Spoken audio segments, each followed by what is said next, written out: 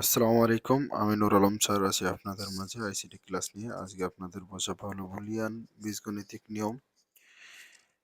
Boolean algebra আমরা দেখতে পাচ্ছি যোগ চিহ্ন দ্বারা অর গেট বোঝায় এবং সেটার ইনপুট হবে এ বি এবং সেটার আউটপুট পাবো আমরা এ প্লাস বি। এটা পড়তে হবে ওয়াই অথবা কি এ অথবা বি।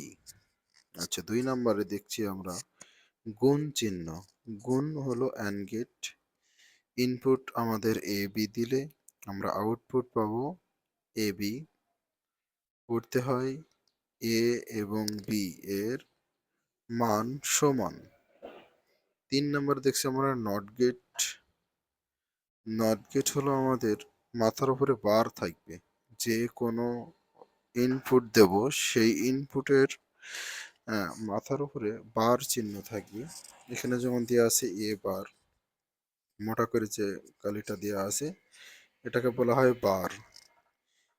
এবং নট এ হিসাবে পড়তে হয়, নট এ পড়তে হয় বা ওয়াই এর মান এ এর মানের সমান। আসসালামু